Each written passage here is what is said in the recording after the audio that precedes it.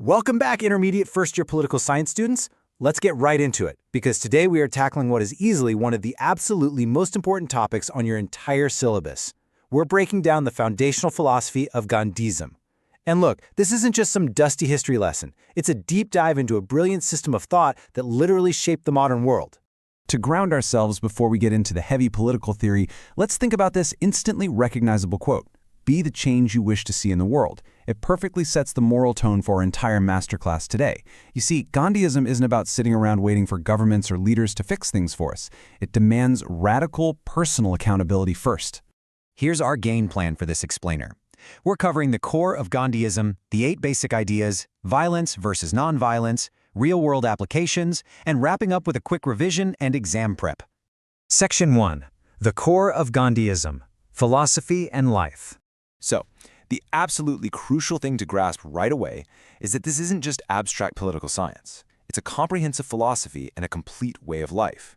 Developed by Mahatma Gandhi, the whole system is firmly rooted in truth, nonviolence, justice, equality, and service to humanity. The ultimate goal here? To build a society that's peaceful, highly moral, and completely self-reliant.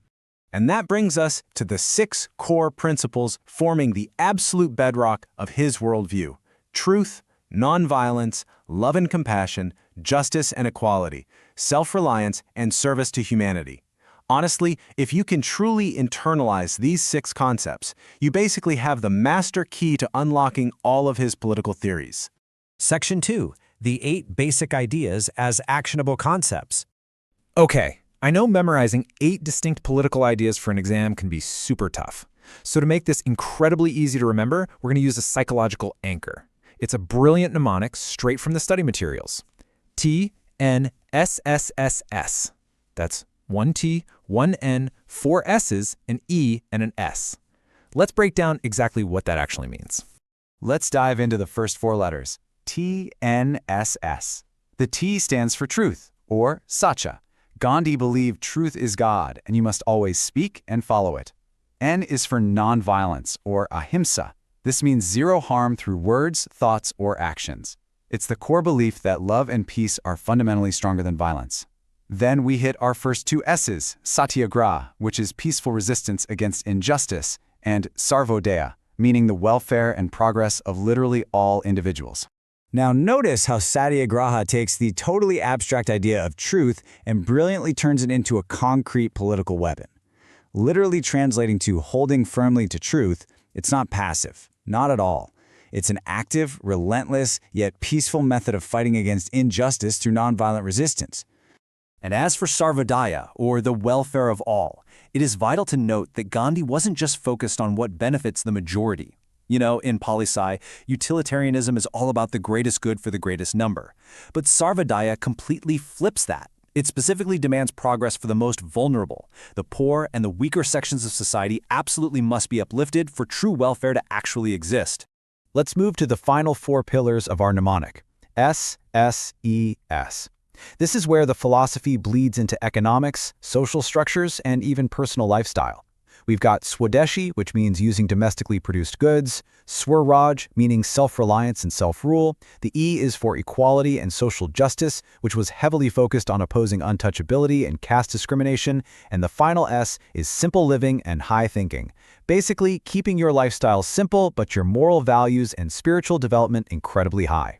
Listen up, because political science students mix these 2 up all the time. Swadeshi is strictly an economic focus. It is all about using goods produced within the country to boost domestic industries and achieve economic self-reliance. Swaraj, on the other hand, is a political and personal focus. It means true freedom achieved from self-rule, self-discipline, and self-dependence, and it applies just as much to the individual person as it does to the entire nation.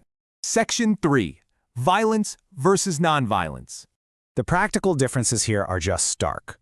Violence creates fear, nonviolence creates courage. Violence destroys while nonviolence builds. The massive takeaway here is that while violence might offer a super quick, temporary solution based on hatred and revenge, it's ultimately a sign of weakness. Nonviolence requires immense, incredible strength to build love and peace, offering a permanent solution. The iconic visual of the 3 monkeys, see no evil, hear no evil, speak no evil, beautifully captures the daily practical side of this. It's a reminder of the intense personal discipline required every single day to maintain nonviolence in your thoughts, your words, and your actions. Section 4. Real-world applications beyond the classroom. So, why does this matter? Well, these principles literally changed the globe. Obviously, Gandhism was the engine of India's freedom struggle, but it didn't stop there, not by a long shot. It crossed oceans, serving as the direct blueprint for massive historical shifts, deeply inspiring the civil rights movement in the US and the anti-apartheid movement led by Nelson Mandela in South Africa. And hey, it's not just history. Today, these ideas provide crucial frameworks for us. In our modern world, Gandhism is essential for resolving conflicts peacefully. Its intense focus on simple living promotes sustainable living, which is a huge deal for climate policy right now. Plus, Swadeshi principles are still actively driving rural development and economic independence globally. Section 5, quick revision and exam prep to lock in this knowledge. Hit pause right now and write this down. This boils the entire explainer into 4 highly actionable, high-yield bullet points. The core equation is truth plus nonviolence plus human welfare.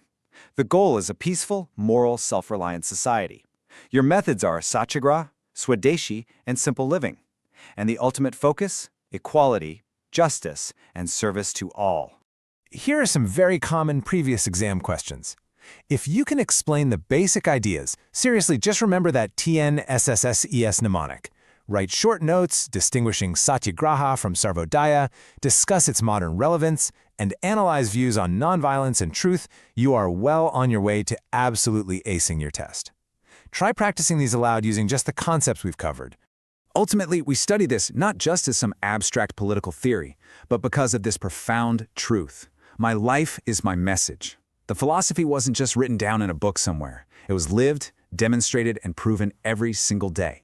As we wrap up this mega education explainer, I'm going to leave you with this provocative question to ponder before your next class. In a modern world facing constant conflict, which of Gandhi's principles do we need most today? Think about it. Good luck with your exam prep and keep seeking the truth.